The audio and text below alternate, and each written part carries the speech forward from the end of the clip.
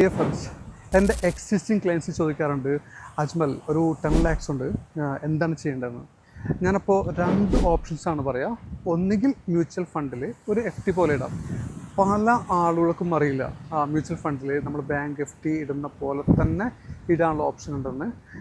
Bank ആണെങ്കിൽ നമുക്ക് തരുന്നത് ഇപ്പോൾ 6 to 7% അല്ലേ. മ്യൂച്വൽ ഫണ്ടിൽ നമുക്ക് എങ്ങനെയാണെങ്കിലും 12% to 15% കോമ്പൗണ്ടിങ് ഗ്രോത്ത് നമുക്ക് കിട്ടുന്നതാണ്. ഉദാഹരണത്തിന് നിങ്ങൾ 10 ലക്ഷം രൂപ ആണ് ഒരു 5 കൊല്ലത്തിന് വേണ്ടി മ്യൂച്വൽ ഫണ്ടിൽ ഇടുകയാണെങ്കിൽ ആഫ്റ്റർ 5 years നിങ്ങൾക്ക് 20 lakhs അപ്രോക്സിമേറ്റ് വിഡ്രോ ചെയ്യാം. ഇപ്പോൾ നിങ്ങൾ ഇൻവെസ്റ്റ് ചെയ്യുന്നത് ഒരു 10 കൊല്ലത്തിനാണെങ്കിൽ നിങ്ങൾക്ക് 10 ലക്ഷം രൂപ ഇൻവെസ്റ്റ്മെൻറ്റ് 30 lakhs രൂപ നിങ്ങൾക്ക് എന്ത് ചെയ്യാം, ഒരു കോമ്പൗണ്ടിങ് ഗ്രോത്ത് ഉണ്ടായിരിക്കും. ഒരു 40 lakhs നിങ്ങൾക്ക് വിഡ്രോ ചെയ്യാം ആഫ്റ്റർ 10 years. ഇനി നിങ്ങൾ 15 കൊല്ലത്തിനാണ് ഈ 15 lakhs നിങ്ങൾ ഇൻവെസ്റ്റ്മെൻറ്റ് ചെയ്യുന്നതെങ്കിൽ 10 ലക്ഷം രൂപ ഇൻവെസ്റ്റ്മെൻറ്റ് 71 lakhs, ടോട്ടൽ 81 lakhs നിങ്ങൾക്ക് എന്ത് ചെയ്യാം, വിഡ്രോ ചെയ്യാം. അപ്പോൾ 20 yearsനാണെങ്കിലോ ഭയങ്കര രസമാണ്. 10 lakhs ഇൻവെസ്റ്റ്മെൻറ്റ് 1,53 ലക്ഷം രൂപ നിങ്ങൾക്ക് കോമ്പൗണ്ടിങ് ഗ്രോത്ത് കിട്ടും. 1,63 ലക്ഷം രൂപ നിങ്ങൾക്ക് മുഴുവനായിട്ടും വിഡ്രോ ചെയ്യാം. ഇനി രണ്ടാമത്തെ ഓപ്ഷൻ, ഈ ഒരു 10 ലക്ഷം ഉണ്ടെങ്കിൽ നിങ്ങൾ എന്ത് ചെയ്യുക, 1 time ഇൻവെസ്റ്റ്മെൻറ്റ് പെൻഷൻ ഫണ്ടിലേക്ക് ഇടാം. ഒന്നുകിൽ നിങ്ങൾക്ക് LICയുടെ ജീവൻ അക്ഷയ് എന്നൊരു പ്ലാനുണ്ട്, അതിൽ ഇൻവെസ്റ്റ് ചെയ്ത് കഴിഞ്ഞാൽ അടുത്ത മാസം മുതൽ എല്ലാ മാസവും പെൻഷൻ മേടിക്കാം ആജീവനാന്തം. അതിൽ 3 മാസം കൂടുമ്പോൾ പെൻഷൻ മേടിക്കാം, 6 മാസം കൂടുമ്പോൾ പെൻഷൻ മേടിക്കാം, ഈ ഇയറിൽ പെൻഷൻ മേടിക്കാം, ആജീവനാന്തം പെൻഷൻ മേടിക്കാം.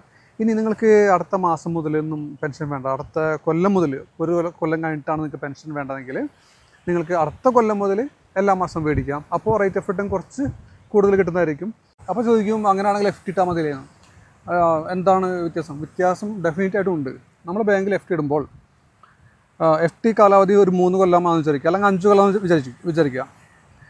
5 കൊല്ലത്തിന് ശേഷം നിങ്ങളുടെ ആ ഒരു FD മെച്യൂരിറ്റി ആയി കഴിഞ്ഞാൽ പിന്നെ വീണ്ടും റീഇൻവെസ്റ്റ് ചെയ്യണം. 5 കൊല്ലത്തിന് ശേഷം ഇന്ത്യയിലെ റേറ്റ് ഓഫ് ഇൻട്രസ്റ്റ് എന്ന് പറഞ്ഞാൽ ഒരു പക്ഷേ 2% or 3% ആയിരിക്കാം, അല്ലെങ്കിൽ 4 കൂട്ടിക്കോളൂ. ആ സമയത്ത് 4% ആണ് പിന്നീട് അങ്ങോട്ട് നിങ്ങൾക്ക് കിട്ടുക.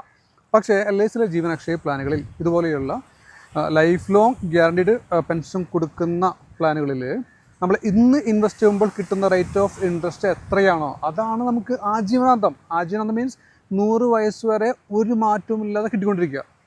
ഇനി 1 time ഇൻവെസ്റ്റ്മെൻറ്റ് ഈ പെൻഷൻ ഫണ്ടിൽ ഒരു ഫീച്ചറുണ്ട്, ഒരു ഹസ്ബൻഡിന് ലൈഫ് ലോങ് പെൻഷൻ, ഹസ്ബൻഡ് കാലശേഷം സ്പൗസിന് ലൈഫ് ലോങ് പെൻഷൻ, 2 പേരുടെയും കാലശേഷം ഡെപ്പോസിറ്റ് എമൗണ്ടിൻ്റെ 105%.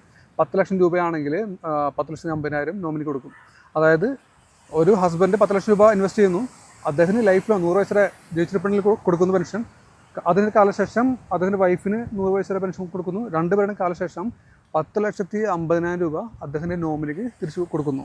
ഇന്ത്യയിലെ റേറ്റ് ഓഫ് ഇൻട്രസ്റ്റ് എന്ന് പറഞ്ഞു കഴിഞ്ഞാൽ താഴോട്ട് വരാം, സൗത്ത് വരെ ആണ്, താഴോട്ടൊക്കെയാണ് വരാം. പക്ഷേ ഇതെന്ന് പറഞ്ഞാൽ ഇപ്പോഴും 12% പെൻഷൻ മേടിക്കുന്ന ക്ലെയിംസ് ഉണ്ട്. അന്ന് ബാങ്കർക്ക് 13-14 ആയിരുന്നു, LIC കൊടുത്തത് 12% ആണ്. ഇന്നും 12% ആണ്. ബാങ്ക് റേറ്റ് ഇപ്പോൾ എത്രയാണ്, ഒരു 6 to 7% കൂട്ടിക്കോളൂ. ഇപ്പോൾ റിപ്പോ റേറ്റ് വീണ്ടും കുറച്ചു, അപ്പോൾ ഇനിയും കുറയും.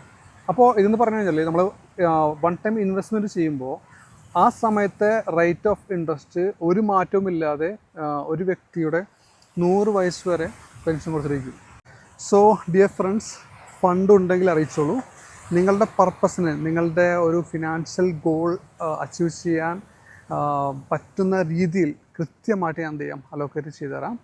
Okay, thank you.